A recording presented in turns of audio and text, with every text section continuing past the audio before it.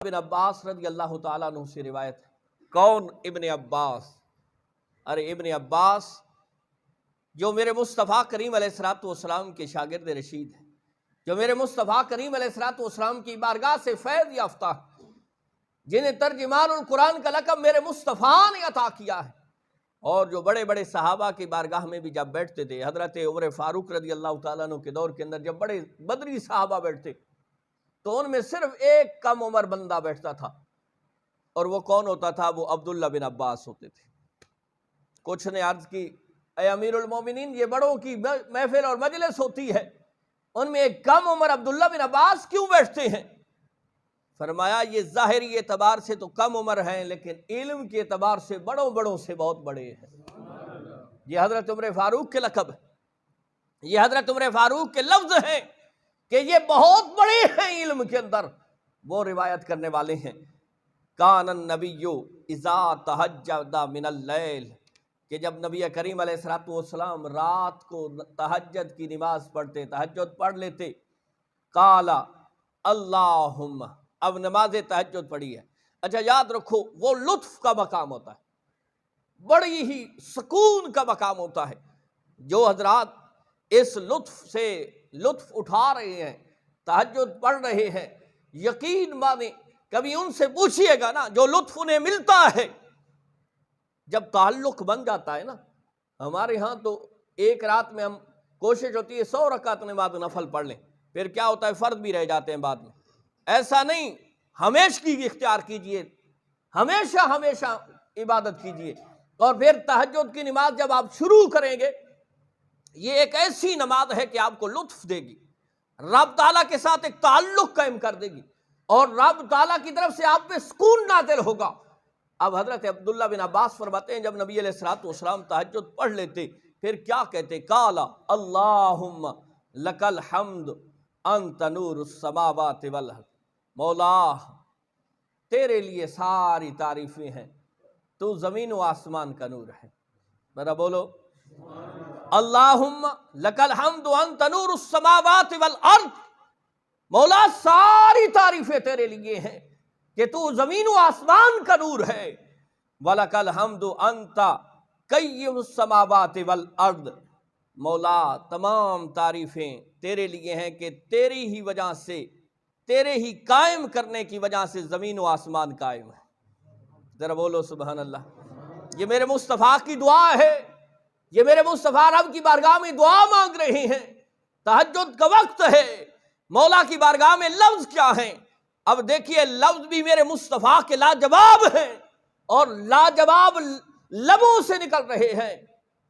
کتنے خوبصورت انداز میں، اللہم لک الحمد انت نور السماوات والارض ولک الحمد انت قیم السماوات والارض، مولا تو زمین و آسمان کا نور ہے، تیرے لیے ساری تعریفیں ہیں، مولا ساری تعریفیں تیرے لیے ہیں کہ تیرے قائم کرنے سے زمین و آسمان قائم ہیں۔ اور عرض کرتے ہیں مولا کی بارگاہ میں میرے مصطفیٰ، وَلَكَ الْحَمْدُ أَنْتَ رَبُّ السَّمَاوَاتِ وَالْأَرْضِ وَمَنْ فِيهِنَّ، مولا ساری تعریفیں تیرے لیے ہیں کہ تو زمین و آسمان اور جو کچھ ان میں ہے سب کا رب ہے، تو سب کا رب ہے، مولا تمام تعریفیں تیرے لیے ہیں۔ انت الحق ووعدک الحق وقولک الحق وَلِقَاؤُكَ الْحَقُّ۔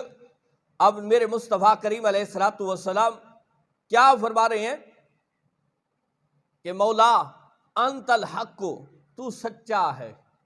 یہ دعا کے لفظ ہیں میرے مصطفیٰ کے، انت الحق، مولا تو سچا ہے، وَوَعْدُكَ الْحَقُّ، اور تیرا وعدہ سچا ہے، وَقَوْلُكَ الْحَقُّ، اور تیرا فرمان سچا ہے، وَلِقَاؤُكَ الْحَقُّ، اور تیری ملاقات حق ہے۔ کہ کل قیامت کا دن ہوگا نا، نفس نفسی کا عالم، اور اس دن جب عبادت گزاروں کو مولا کی ملاقات کرائی جائے گی، مولا کے ساتھ، مولا کے جو چہرے کی زیارت کریں گے، یقین مانے وہ کائنات کی ساری جو کیفیتیں ہیں وہ بھول جائیں گے۔ اس وقت جو کیفیت ہوگی وہ کیفیت بیان کرنے سے بہت باہر ہے۔ تو نبی علیہ الصلوۃ والسلام رب کی بارگاہ میں دعا مانگ رہے ہیں، وَلِقَاؤُكَ الْحَقُّ، مولا تیری ملاقات حق ہے، وَالْجَنَّةُ حَقٌّ، تیری جنت حق ہے، وَالنَّارُ حَقٌّ، اور تیری نار حق ہے۔ یہ بعض بندے کہتے ہیں نا جی یہ ایک تخیل ہے، بس تخیل نہیں، یہ متفق علیہ حدیث ہے، بخاری و مسلم دونوں کے اندر موجود ہے۔ نبی کریم علیہ الصلوۃ والسلام رب کی بارگاہ میں یہ دعا مانگ رہے ہیں اور اس وقت بھی یہ عرض کر رہے ہیں، مولا تیری جنت بھی حق ہے اور تو نے جو جہنم قائم کی ہے وہ بھی حق ہے۔ یہ تخیل والی بات نہیں ہے کہ جو کہتے ہیں کہ جی صرف تخیل کے ہے، یہ خیالات میں باتیں ہیں، اس کا حقیقت کے ساتھ کوئی تعلق نہیں ہے۔ اگر کوئی یہ کہتا ہے وہ کتنی روایات کا، کتنی احادیث کا منکر بنتا ہے، کتنی آیات کا منکر بن رہا ہے۔ تو نبی کریم علیہ الصلوۃ والسلام عرض کر رہے ہیں مولا کی بارگاہ میں، وَالْجَنَّةُ حَقٌّ، مولا تیری جنت حق ہے، وَالنَّارُ حَقٌّ، تیری بنائی ہوئی جہنم حق ہے، وَالنَّبِيُّونَ حَقٌّ، تیرے نبی حق ہیں، جو بھی تو نے بھیجا ہے وہ حق ہی حق ہے، وَالسَّاعَةُ حَقٌّ، اور قیامت حق ہے، یعنی قیامت آنی ہے، اس دن حساب و کتاب ہونا ہے، اس دن انسان کی جو زندگی ہے، اس کی جو کتاب ہے، اس کے سامنے کھول کے رکھ دی جائے گی۔ وہاں کسی کی سفارش، ہاں جو میرے مصطفیٰ شفاعت کریں گے وہ الگ ایک معاملہ ہے، سفارش جو رب کی اجازت کے بغیر ہے اس کا قرآن نے انکار کیا ہے۔ رب تعالیٰ میرے مصطفیٰ کو اجازت دیں گے اور میرے مصطفیٰ رب کی بارگاہ میں شفاعت کریں گے۔ تو نبی کریم علیہ الصلوۃ والسلام فرما رہے ہیں قیامت حق ہے، وَالسَّاعَةُ حَقٌّ، اور قیامت حق ہے، اللہم لک اسلمت، اے میرے رب، اے اللہ، اللہم لک اسلمت، میں نے تیرے سامنے اپنی گردن کو جھکا دیا۔ اب بولو سبحان اللہ۔ اب میرے مصطفیٰ کی یار توجہ کیجئے، لفظ کتنے خوبصورت ہیں، صبح کی سحری کا تہجد کا ٹائم ہے، رب کی بارگاہ میں میرے مصطفیٰ ہاتھ اٹھائے بیٹھے ہیں اور رب کی بارگاہ میں یہ دعا مانگ رہے ہیں۔ پہلے کتنی تعریفیں کی ہیں اور پھر اپنی عرض کس انداز میں کر رہے ہیں، وَبِكَ وَلَكَ أَسْلَمْتُ، اللہم لَكَ أَسْلَمْتُ، مولا میں نے تیرے سامنے اپنی گردن کو جھکا دیا، وَبِكَ آمَنْتُ، اور میں تیرے اوپر ایمان لے آیا، وَعَلَيْكَ تَوَكَّلْتُ، اور تیری ذات پہ توکل کیا، تیری ذات پہ بھروسہ کیا، تیری ذات پہ توکل۔ آج اس معاملے سے ہم بہت دور ہو گئے ہیں، بہت ساری چیزیں ہمارے اندر صرف نام کی رہ گئی ہیں، لیکن توکل جو اللہ، توکل اللہ جو ہے یہ ہم سے ختم ہو گیا۔ رب پہ بھروسہ جو ہونا چاہیے تھا نا یہ ہم سے ختم ہو گیا۔ بڑے بڑے ہماری نمازیں، ہمارے روزے، ہمارے حج، ہماری زکاتیں، ہمارے نامہ اعمال کے اندر لکھے ہوئے یہ اعمال، یہ صدقہ و خیرات، علی جا یہ سب در حق ضرور ہیں، لیکن کبھی ہم نے سوچا ہے کہ ہمارا رب پہ بھروسہ کتنا ہے، توکل کتنا ہے؟ آمنہ کے لال تو دعا میں عرض کر رہے ہیں کہ وَعَلَيْكَ تَوَكَّلْتُ، مولا میرا توکل تجھ پہ ہے، میں تجھ پہ توکل کرتا ہوں، وَإِلَيْكَ آنَبْتُ،